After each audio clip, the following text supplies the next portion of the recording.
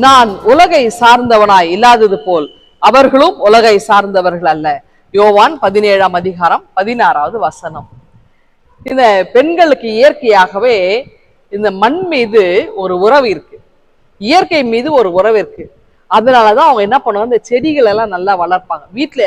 அவங்க அதிகமா இந்த பெண்களுடைய பொழுதுபோக்கு எதுல இருக்குன்னா இந்த செடிகள் வளர்ப்பதிலே இருக்கும், பூக்களை பார்ப்பதிலே, அதுக்கு தண்ணீர் பாய்ச்சுவதிலே. இது பெண்களுக்கு வந்து அவங்களுக்குன்னு தனி ஒரு டைம் எடுத்துக்குவாங்க.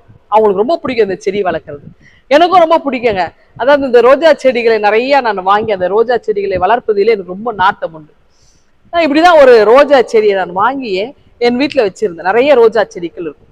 அப்போ அந்த அந்த அழகா திடீர்னு அழகா அந்த கிளைகள்லாம் விட்டு அரும்பெல்லாம் வந்து ஒரு நாள் திடீர்னு அந்த பூவானது அழகா அப்படியே வர ஆரம்பிச்சுது. நல்ல சிவந்த ரோஜா, ரொம்ப பார்க்க ரொம்ப கியூட்டா ரொம்ப அழகா இருக்கும். ஆனா பாருங்க, அந்த ரோஜாக்கு கீழே நிறைய முள்ளெல்லாம் நிறைய இருக்கும்.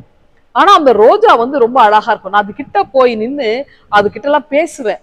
அப்ப அது என்ன பண்ண, தலையாட்டும். அப்ப நம்ம பேசுறதுக்கு அது அது நமக்கு வந்து இசைவு தெரிவிக்குது. அப்ப அந்த ரோஜாவை பார்க்கும்போது என் மனசுக்கு ஒரு சந்தோஷம், ஒரு திருப்தி, ஒரு அமைதி கிடைக்குது, சமாதானம் கிடைக்குது இல்லையா, ஒரு மகிழ்ச்சி கிடைக்குது.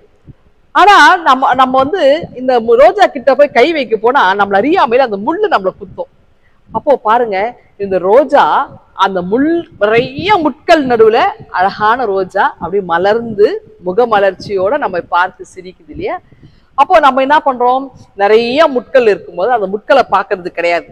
நம்ம கண்ணில் வந்து உடனே ரோஜா தான் தெரியும், அந்த மலர் தான் தெரியும்.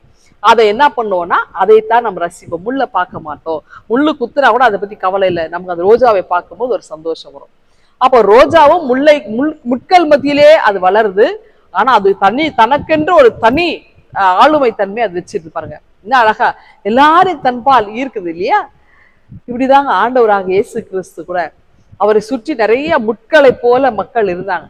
நிறைய குறை சொன்னவங்க இருந்தாங்க, அவரை கொல்லுவதற்கு வழி தேடினவங்க இருந்தாங்க, அவரை நிறைய நேரம் பரியாசம் பண்ணி இப்படி நிறைய இயேசுவோட பின்னாடி நிறைய அவரை சுற்றிலும் இந்த முட்கள் நிறைந்த மக்கள் இருந்தாங்க.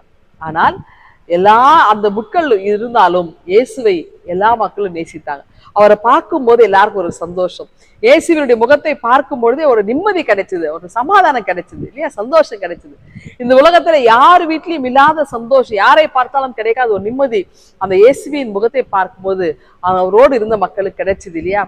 அப்ப நாம கூட இயேசுவை போல இருக்கணுங்க. நம்மை சுற்றிலும் நிறைய முட்கள் இருக்கலாம், நம்மை சுற்றி நிறைய ஆபத்துகள் இருக்கலாம், நிறைய காரியங்கள் நம்மை சுற்றிலும் நடக்கலாம், தீமைகள் இருக்கலாம்.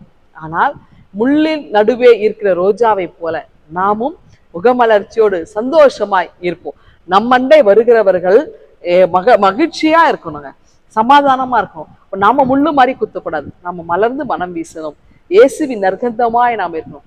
எப்படி எல்லாரும் இயேசு வண்டை வந்தார்களோ நம்மண்டே வருகிறவர்களை நாம் இயேசு வண்டை அழைத்து செல்லும். நாம் உலகத்துக்கு ஏற்றாற் போல இல்லாமல் இயேசுக்காக ஆண்டவருக்கு ஏற்றவர் போல நம்ம வாழணுங்க. இந்த வாழ்க்கையை வாழ ஆண்டவர் இந்த நேரத்தில் நம்ம பேசுகிறார். இந்த சிந்தனையோடு இந்த நாளை துவங்குங்கள். ஆண்டவர்களை ஆசீர்வதிப்பாராக. ஆமென். எங்கள் அன்பின் ஆண்டவரே, நாங்கள் உலகத்தாருக்கு ஏற்றாற் போல வாழாமல் உமக்காய் ஏற்றவர்களை வாழ கிருபை தாரும். மீட் பிரேசி ஜெபிக்கிறோம் எங்கள் அன்பின் கடவுளே. ஆமென்.